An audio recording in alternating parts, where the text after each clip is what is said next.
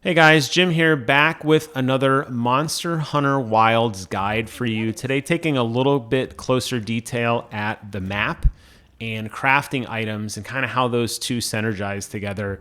I do read the subreddit quite a bit. I am on the Discord, and I'm always seeing and fielding a lot of the same questions about, hey, I'm trying to craft something, whether it's a piece of armor or most likely it's an item, and I don't yet have all the ingredients. Where can I find the ingredient in order to be successful? So one of the items you're probably going to craft in large quantities is the tranquilizer bomb. Tranquilizer bomb requires sleep herbs and parashrooms. And you can see here that while I do have a pretty nice selection of parashrooms to select from, I am completely out of sleep herbs.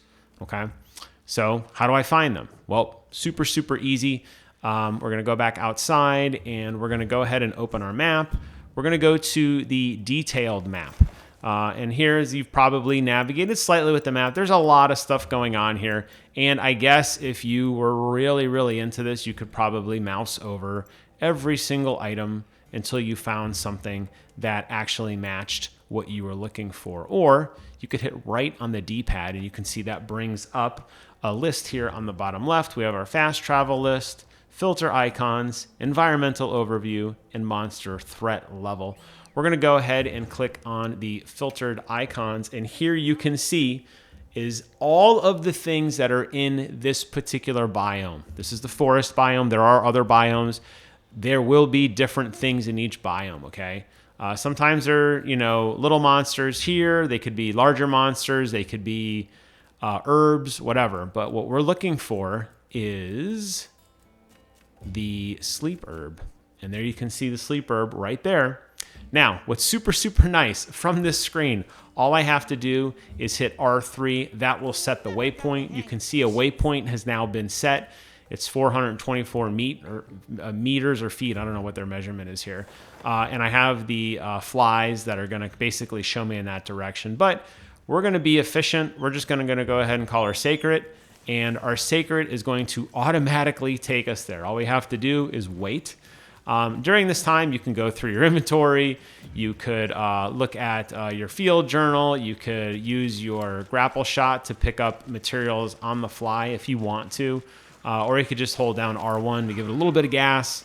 And your Sacred is going to take you right to the place you need to be, which is great.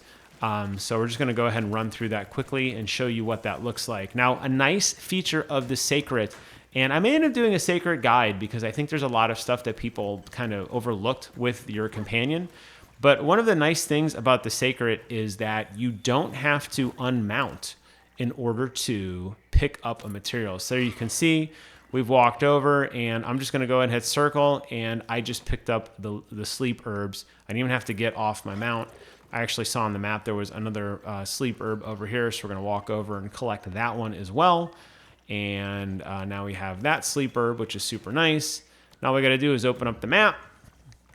We can go back to the detailed map and either look for more sleep herbs or go collect other things. Or in this case, we could just fast travel right back to the starting base if that's what we want to do.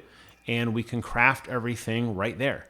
And what's really nice about this is that there are multiple layers to the map, and it does take you some time to navigate through all the biomes and to get through everything in a kind of, it takes a while to move around, right? And you don't have to do that. Now, unfortunately, you can't fast travel back to, you can't just fast travel directly to like a mining outcrop. That would make it a little too easy. You're going to have to use your Secret. Although Secret does move pretty fast, so it's kind of nice. But you are able to fast travel to your camp or to any other of the locations that you want to continue your farming, which is a really nice feature.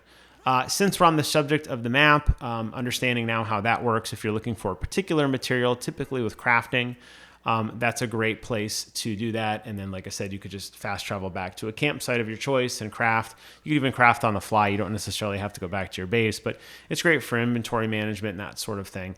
There are some instances, though, like these items right here you'll see, that don't really have any map. Like, how would you get there? So There are instances where there are things that are kind of off the map. So let's go ahead and set a waypoint quickly here to this exquisite fossil.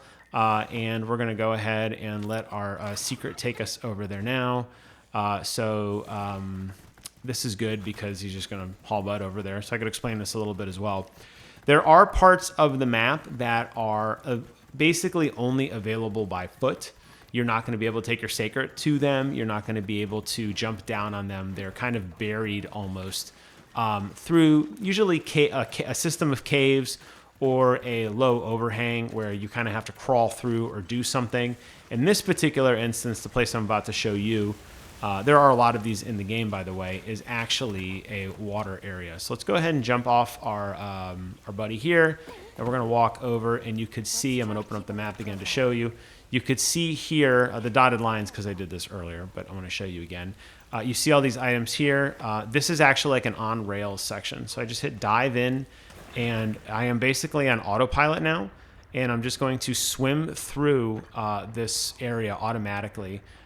This is why practicing your grappling hook is actually really, really nice, because you're basically, I wouldn't say in a time thing. I mean, you could run this as many times as you want, but you're basically on a little bit of a sort of a mini game here where you're just kind of sailing through. The nice thing about being underwater is if you wanted to, you could actually pull out your cast net as well. So if I go over to my cast net here, it's kind of funny that you can actually do this while you're underwater. Let me go ahead and you can basically cast net things as well if you wanted. You could also cast net some fish. So if you see schools of fish, you can throw and try to get some, try to get some fish out of there. It doesn't always work, but it's nice to be able to have that ability to navigate through and to grab stuff. So you can see here, like I said, it's a really, really nice system. The map is really your friend. I mean, the map is going to basically kind of help you navigate through everything. Just remember to open it up, go over to the detailed map, and then you want to select on filtered icons, and there you can find everything. You can even display and disable things if you want. You don't necessarily have to fast travel the way I did. If you only want the map to show you, say you're hunting for bomb berries or something, you could turn everything else on the map and just leave those items on. I hope you found this video informative. The map this is probably one of the most robust maps I have seen yet in a Monster Hunter game that allows you to very quickly navigate from biome to find items, to fast travel, to basically get your Uber right to the front door to pick up whatever you want. It's a great, great way to get the items you need rather than spending your hard-earned money at the item vendor. And like I said, there are some things that you will uncover later on that you just can't buy. If you're trying to trade with the Wubwubs, for example, and they want a particular item, you could actually find those items and bring them back to them right there.